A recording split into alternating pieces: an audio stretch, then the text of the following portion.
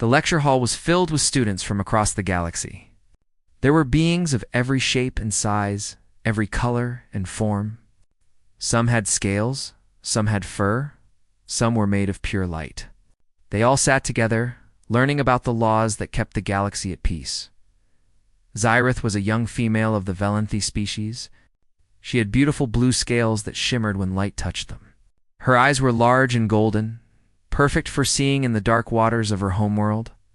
She was considered one of the brightest students at the Galactic Academy, a school where the children of important families came to learn about the universe. Beside her sat Torvak, her best friend. He was a Grindorian, a species known for their massive size and incredible strength. Torvak stood nearly 3 meters tall and had 4 muscular arms. His skin was gray and rough like stone. Despite his frightening appearance, Torvak was gentle and kind. He loved poetry and often cried during sad movies. On her other side was Melix, small aviary with bright green feathers covering his entire body. The aviari were a bird-like species known for their intelligence and nervous nature. Melix was always worried about something. He preened his feathers constantly, especially when he felt anxious. Professor Kalthus floated at the front of the lecture hall. The professor was a luminari, a species that existed as pure crystalline energy. When Kalthus spoke, light pulsed through the crystal structure of the body, creating patterns that were quite beautiful to watch. Today's lesson was about the combat classification system.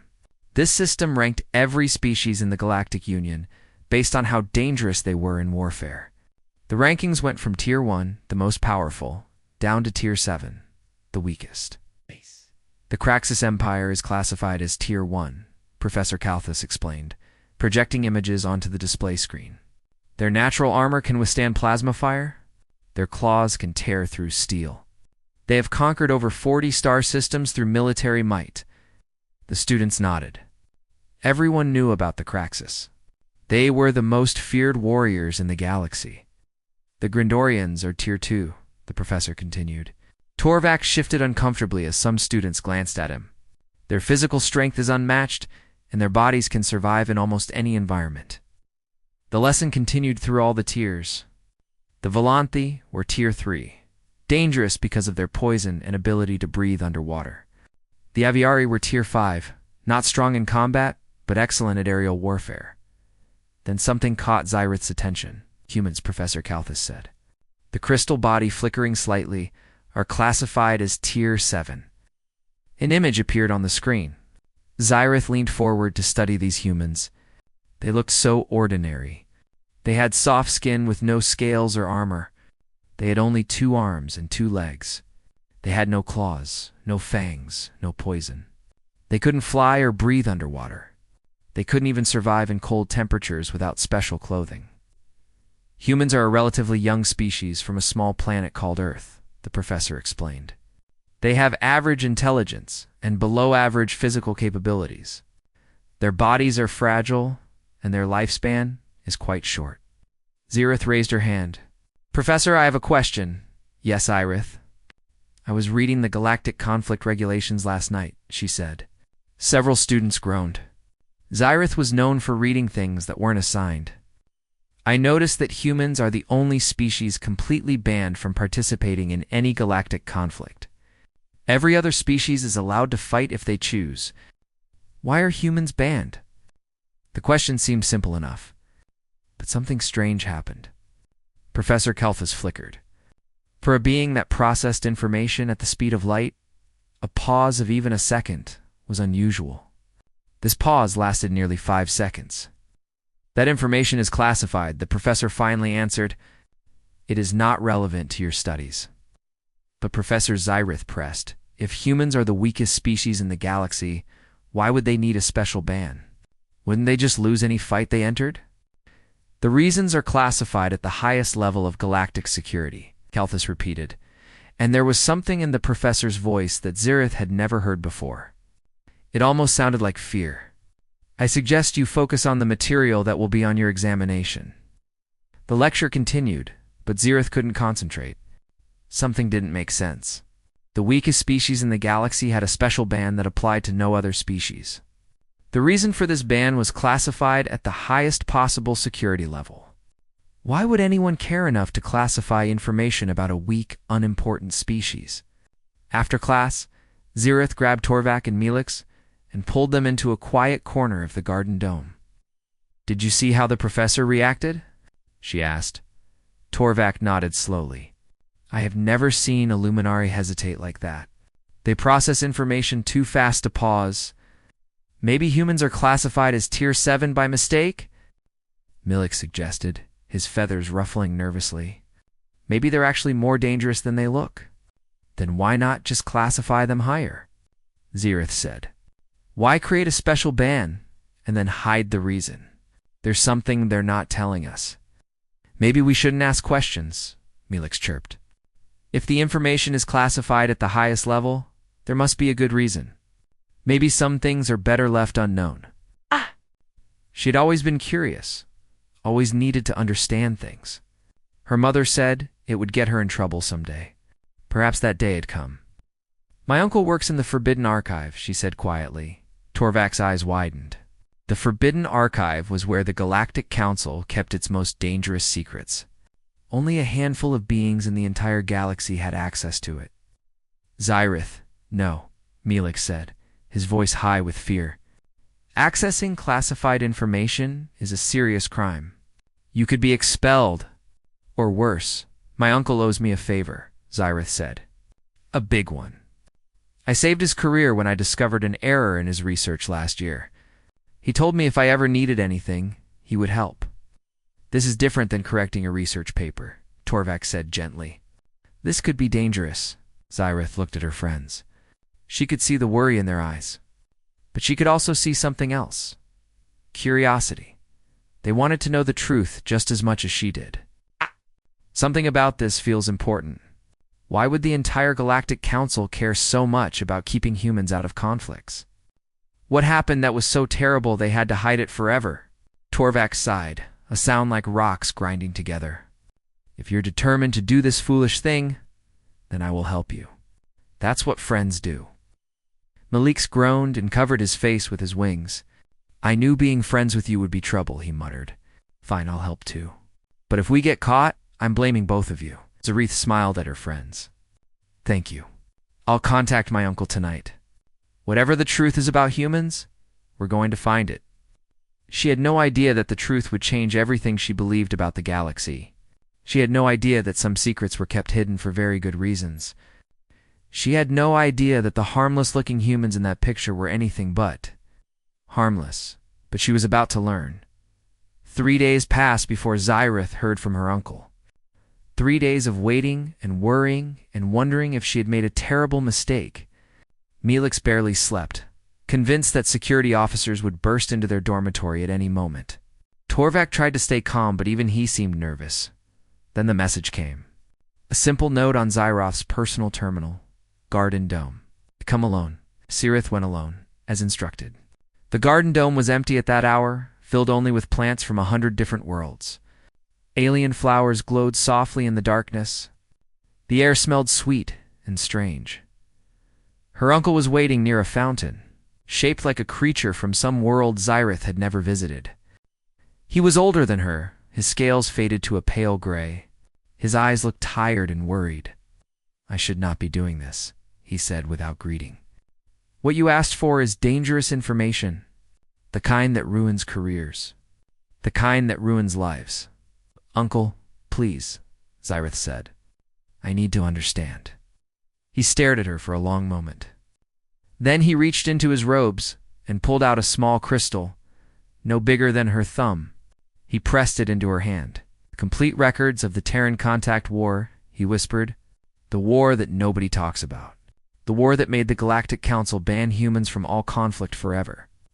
Zirith's heart was beating fast. "The Terran Contact War?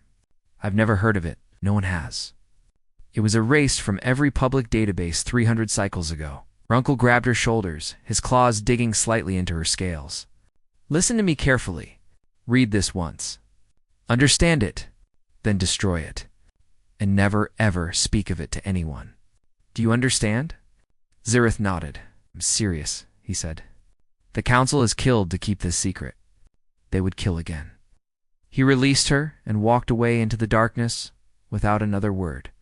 Xyrith stood alone in the garden, holding a crystal that suddenly felt very heavy in her hand. She didn't wait until she returned to her dormitory. She found a hidden spot behind a grove of singing trees and activated the crystal right there. Torvak and Melix would be upset that she didn't wait for them, but she couldn't help herself. She had to know. The holographic display flickered to life, showing a beautiful planet of blue oceans and green land. Earth, the human homo. Oral, the voice began to narrate. Galactic contact, date 7542. The Draxian Empire makes first contact with the human species. The image changed to show the Draxians. Xyrith knew about them from her history classes. They had been a powerful warrior race, reptilian creatures with thick scales and cruel eyes. They had conquered 17 star systems over 3,000 years. Their empire had been built on slavery and violence. The Draxians discovered that Earth was rich in rare minerals and that humans would make excellent slaves. Their bodies were weak, but their minds were clever. They could be used for complex labor that other slave species could not perform. The display showed a Draxian fleet entering Earth's solar system. 1,000 warships, each one bristling with weapons. The largest invasion force the Empire had ever assembled. The Draxian commander sent a message to Earth's leaders. The message demanded unconditional surrender. 70% of the human population would be taken as slaves. The remaining 30% would work to mine their planet's resources. Any resistance would result in the complete destruction of human civilization. Xyrith could imagine how terrifying this must have been for the humans. They had barely achieved space travel. Their most advanced ships could only reach their own moon. Against the Draxian armada, they had no hope. Earth's governments responded with a unified message. The narration continued. A human appeared on the screen. He was middle-aged, with gray in his hair and cold eyes. Text identified him as Daniel Carter, Supreme Commander of Earth's Combined Defense Forces. You have 40 days to surrender, the Draxian commander had said. Daniel Carter's response was simple. No, the Draxian commander laughed. You cannot be serious. We have 1,000 warships. You have nothing. Your species will be extinct in a month. Maybe, Daniel Carter said. But we're not going to make it easy for you. And I promise you this. Whatever happens to us, you're going to remember Earth. You're going to remember us forever.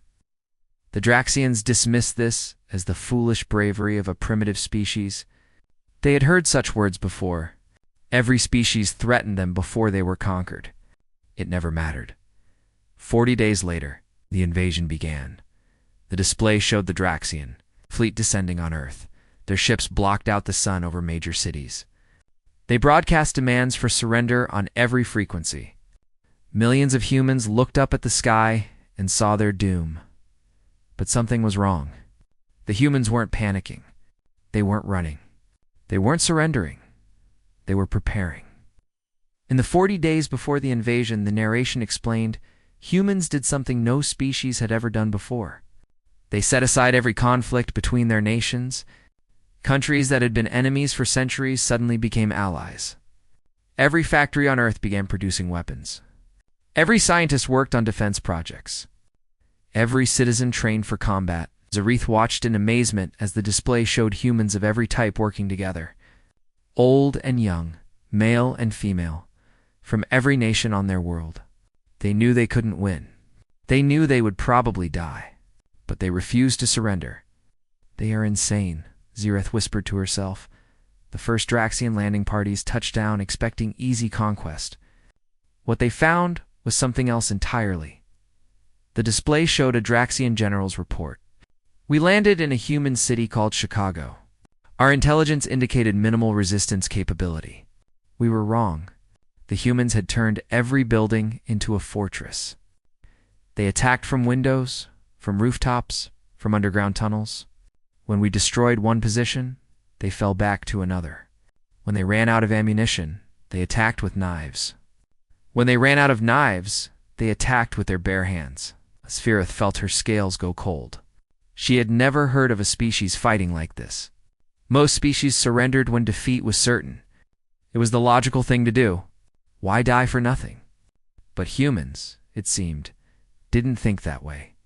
The crystal continued to project its terrible history.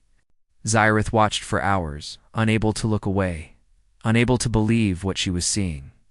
By the time the sun began to rise over the garden dome, she understood why the Galactic Council had hidden this information.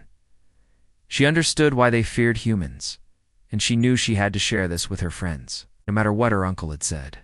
Some truths were too important to keep secret. Xyrith found her friends in Torvak's dormitory room. They had been waiting all night, worried sick about her. When she walked through the door, Melix flew at her in a flurry of green feathers. "Where have you been?" He squawked. "We thought you were captured. We thought you were dead. I've been plucking my feathers from stress. Look at this bald spot on my wing." "I'm sorry," Xyrith said. "I found the files. I couldn't wait. I had to see them." Torvak rose from his sleeping platform, all four arms crossed over his massive chest.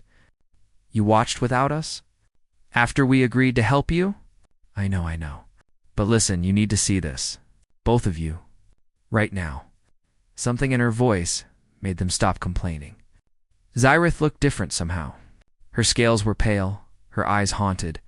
She looked like someone who had witnessed something terrible. They gathered around her personal terminal. Xyrith inserted the crystal and began playing the files from where she had left off. The display showed the Draxian invasion force engaging human defenders. "The Draxians expected to conquer Earth in days," Xyrith narrated.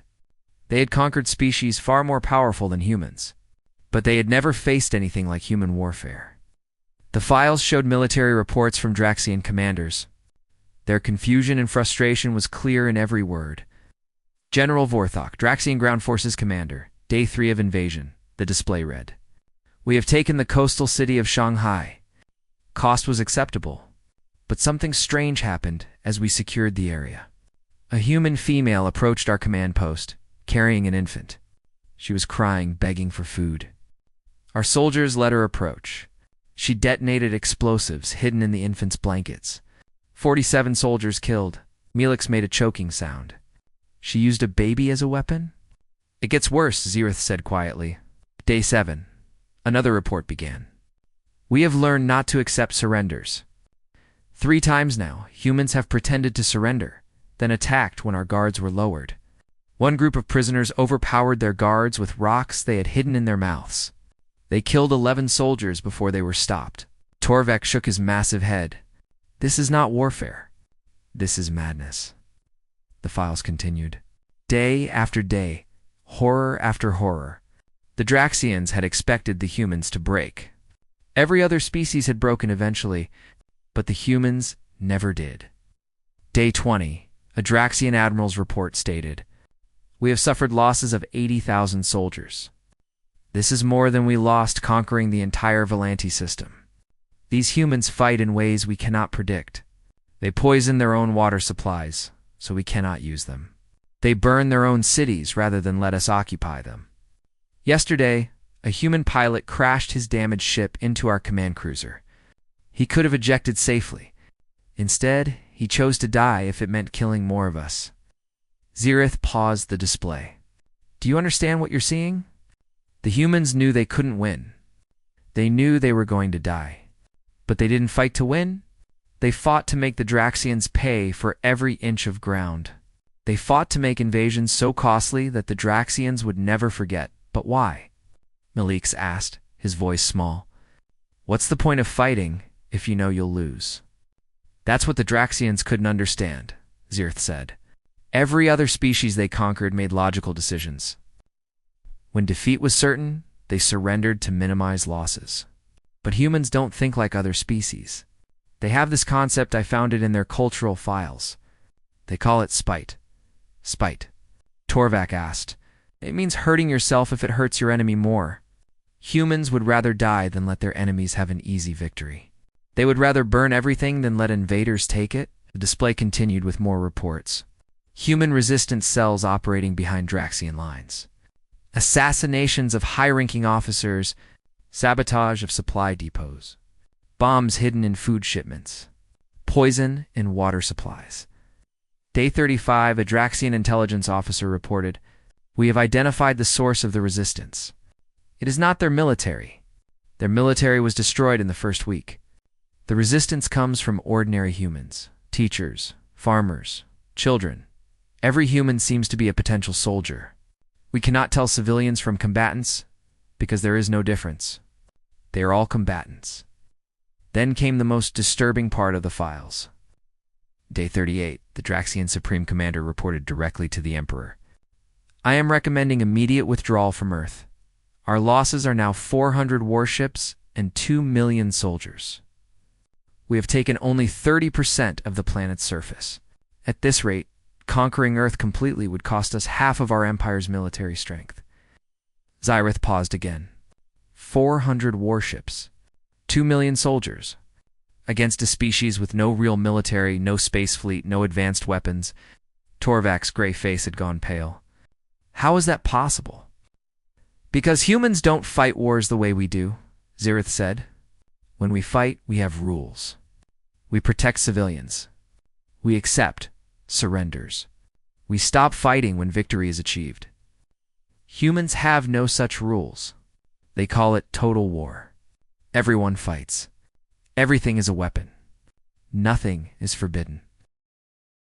The display showed the Draxian retreat, their mighty fleet limping away from Earth, damaged and depleted. The greatest military force in that region of the galaxy, defeated by a primitive species that shouldn't have lasted a week. "But that's not the end of the story," Xyrith said. "That's not even the part that scared the Galactic Council." Malex's feathers were standing straight up. "There's more?" "The Draxians retreated," Xyrith said. "They thought it was over. They thought they would rebuild their fleet, learn from their mistakes, and return in a few decades to finish what they started." She activated the next section of files. But the humans weren't satisfied with winning. They weren't satisfied with driving the invaders away. They wanted revenge, and they were willing to wait for it. The display showed images of Earth after the invasion. Cities in ruins, millions dead.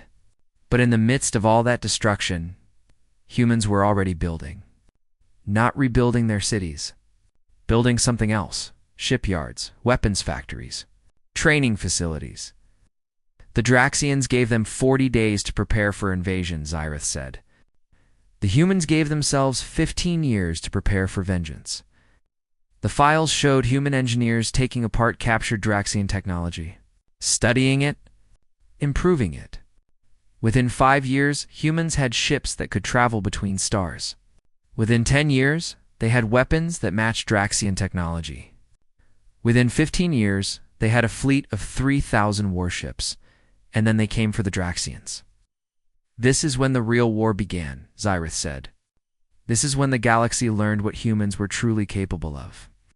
Torvak and Melix stared at the display in horrified silence. They had thought the invasion of Earth was the terrible part of the story. They were wrong. The terrible part was what came next. The holographic display showed the human fleet leaving Earth's solar system. 3,000 warships moved through space like a swarm of angry insects. They were not elegant like Draxian vessels. They were not beautiful like Valanthe ships. They were ugly and brutal and built for only one purpose: destruction. The human counterattack began on galactic date 7557, the narration explained. 15 years after the Draxian retreat, the commander of the human fleet was Admiral Patricia Hayes. An image appeared of a human female. She was older, with white hair and a face full of lines, but her eyes were sharp and cold. She looked like someone who had spent 15 years thinking about revenge. Admiral Hayes sent a message to the Draxian Emperor before the attack began. The file continued. The message was recorded and preserved in the archives. Patricia Hayes appeared on screen, standing on the bridge of her flagship. Behind her, human officers worked at their stations with quiet efficiency. "To the Emperor of the Draxian Empire," she said. Her voice was calm, almost pleasant. 15 years ago, you sent your fleet to our world. You killed millions of our people. You burned our cities. You tried to enslave our children." She paused, and something in her eyes changed. The pleasantness disappeared, replaced by something much darker. We didn't forget. We didn't forgive. We've spent 15 years preparing for this moment, and now we're coming. She leaned closer to the camera. You wanted to teach us our place in the galaxy. Instead, you taught us how to build starships. You taught us how to make weapons. You gave us the technology we needed to reach you. A cold smile crossed her face. Thank you for that. The message ended. Melix was shaking so badly his feathers were falling out. Even Torvak looked disturbed. What happened next? He asked Zirith, activated the combat records. The display showed the human fleet entering Draxian space. The Draxians had rebuilt their navy over the 15 years. They had 600 warships defending their border. The battle lasted for hours. When it was over, every Draxian ship was destroyed. The humans lost 42 vessels. That's impossible, Torvak said. 600 against 3,000? Yes, but the Draxians were experienced warriors. They should have done more damage than that. The humans had studied Draxian tactics for 15 years, Zyrith explained. They knew every formation, every strategy, every weakness, and they had developed weapons specifically designed to exploit those weaknesses. The display showed human ships using tactics no one had ever seen. They didn't fight in organized formations like civilized species. They attacked in chaotic swarms, impossible to predict. They used their ships as weapons, ramming Draxian vessels when their guns ran dry. They sent false signals, pretended to retreat, then struck from unexpected angles. The Draxians didn't know how to fight an enemy like this, Zareth said. No one did. The human fleet pushed deeper into Draxian territory. But they didn't just attack military targets. They attacked everything. Humans destroyed Draxian shipyards so they couldn't build more ships. They destroyed fuel depots so they couldn't power their fleet. They destroyed communication stations so they couldn't coordinate defense. They destroyed food production facilities so they couldn't feed their soldiers. They targeted civilian infrastructure. They targeted everything that kept the Draxian war machine running, Zyrith said. Humans have a concept called strategic warfare. The goal isn't just to defeat the enemy military. The goal is to destroy the enemy's ability to fight, their factories, their farms, their will to continue. The records showed the Draxian Empire collapsing system by system. Worlds that had been under Draxian control for centuries were suddenly free as the Imperial fleet was pulled back to defend the homeworld. Slave species that the Draxians had conquered rose up in rebellion. The humans didn't just attack the Draxians, the narration continued. They armed the slaves.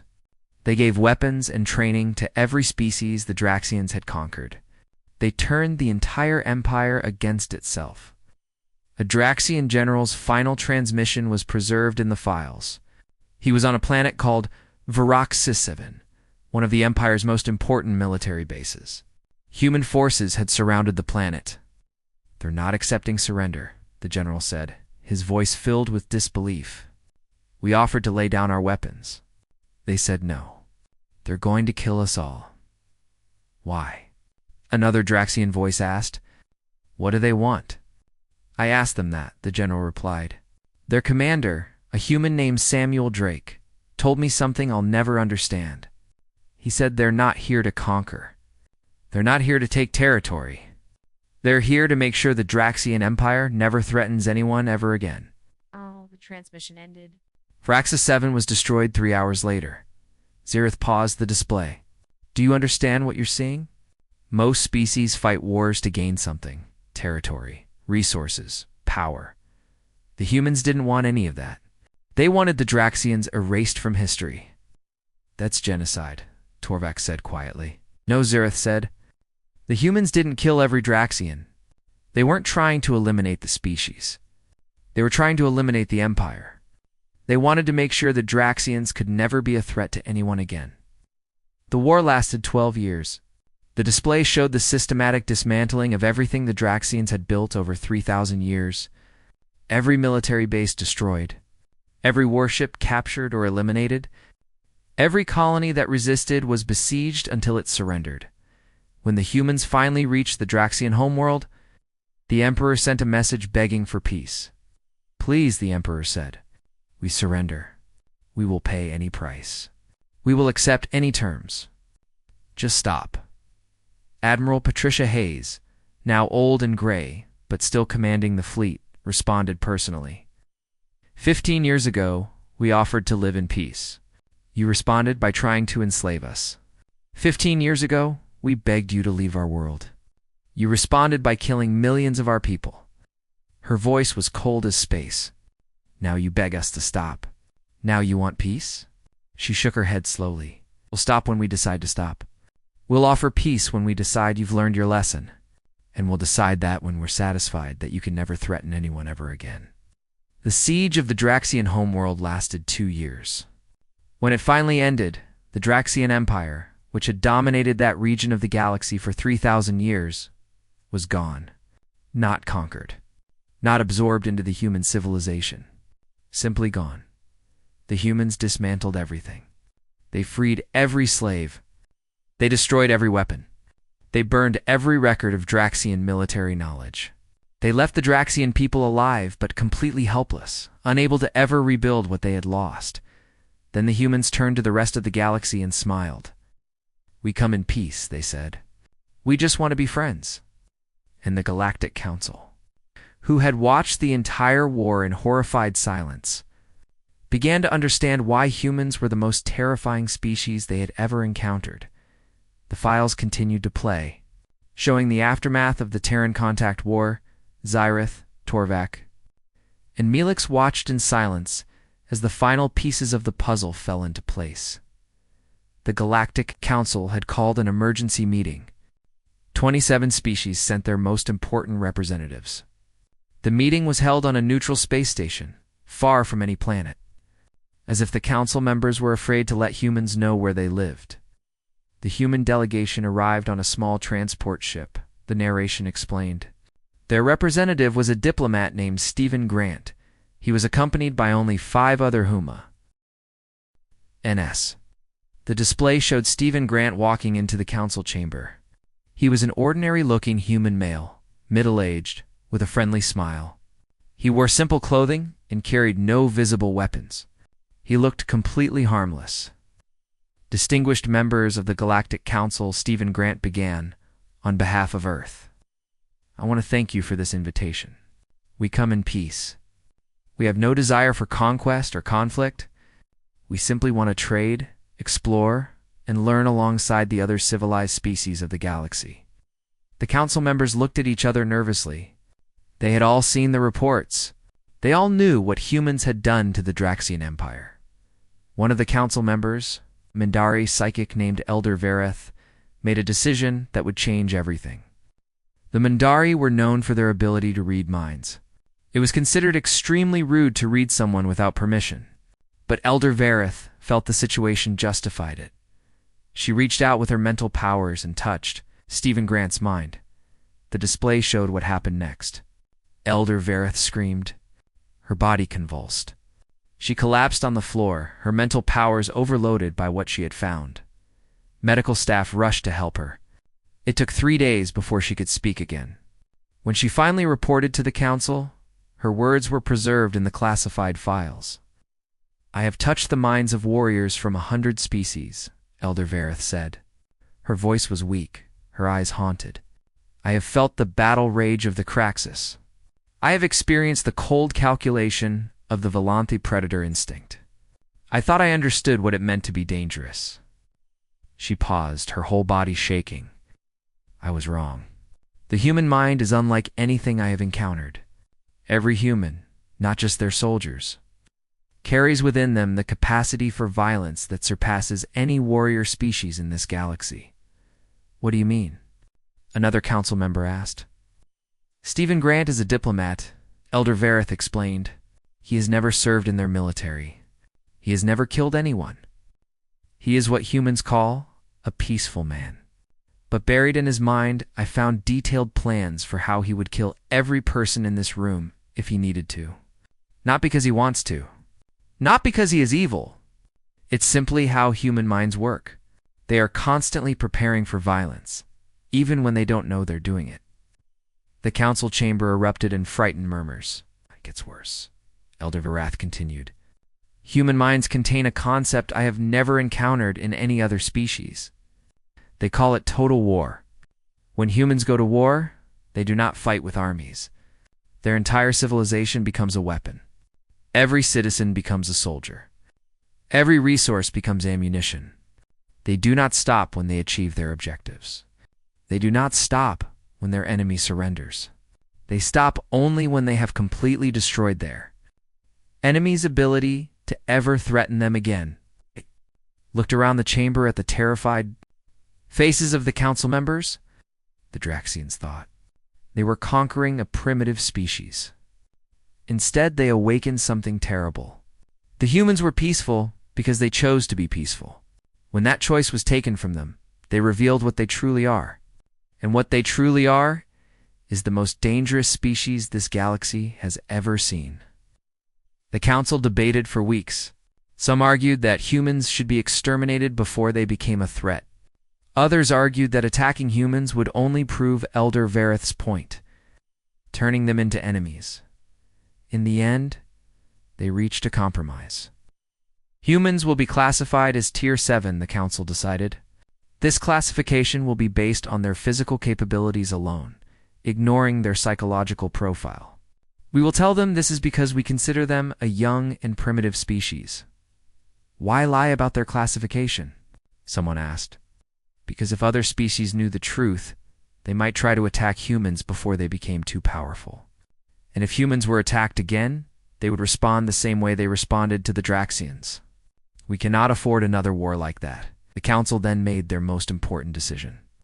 Humans are hereby banned from participating in any galactic conflict. This ban applies to all wars, all battles, all military operations of any kind. The reason for this ban will be classified at the highest level of security. How will we justify this to the humans? We will tell them it is for their own protection. We will tell them we are worried about their fragile bodies and short lifespans. They are young and optimistic. They will believe us. The files ended. Xerath sat in silence with her friends, trying to process everything they had learned. They weren't banned because they're weak, Melix whispered finally. No, Xerath agreed. They were banned because they're too strong. The council was afraid of what would happen if humans entered another war. They were afraid of what humans would do. Torvak shifted uncomfortably. I know a human. Kevin, the exchange student, who lives 3 pods down from my room. He always seems so friendly, so harmless. He makes these strange food things called cookies and gives them to everyone. Irith thought about Kevin too. She had spoken with him many times. He was funny and kind and always willing to help other students with their work. He seemed like the least threatening being in the entire academy. But now she understood what lurked beneath that friendly surface. Not evil, not malice. Something worse. A capacity for violence so deep and so complete that even peaceful humans carried it with them everywhere they went. What do we do with this information? Melix asked. Xerath thought about her uncle's warning. The council had killed to keep this secret. They would kill again. But as she sat there with her friends, she realized something important. The secret wasn't really a secret anymore. Too many people must know by now. And maybe that was okay. Maybe it was good for the galaxy to understand what humans were capable of. Because understanding might prevent another species from making the same mistake the Draxians made. We keep quiet, Xerath decided. We don't tell anyone directly. But maybe we find ways to remind people that humans should be treated with respect, that they should never be threatened or attacked. Torvak nodded slowly.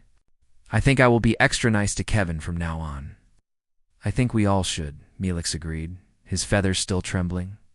Later that day, Xerath passed Kevin in the hallway of the academy. He smiled at her and waved, just like always. He was carrying a plate of those cookies he was always making. Hey, Xerath, he called out. Want a cookie? I made extra. Xerath looked at his friendly face, his open expression, his harmless appearance. She thought about everything she had learned. About the Draxian War. About Elder Vareth's report. About the capacity for total destruction that lived inside every human mind. She smiled back at him. hoping he couldn't see how her hands were shaking slightly. "Thank you, Kevin, that's very kind." She took the cookie and bit into it. It was delicious, of course. Humans were good at many things. As Kevin walked away, still smiling, still completely unaware of her terror, Xyrith made a silent promise to herself. She would be kind to humans. She would treat them with respect. She would never, ever give them a reason to stop being friendly, because now she understood the truth. The galaxy hadn't banned humans from conflict to protect the galaxy from human weakness. They had done it to protect the galaxy from human strength. And somewhere in the back of her mind, Xyrith was deeply, profoundly grateful that humans had decided to be nice.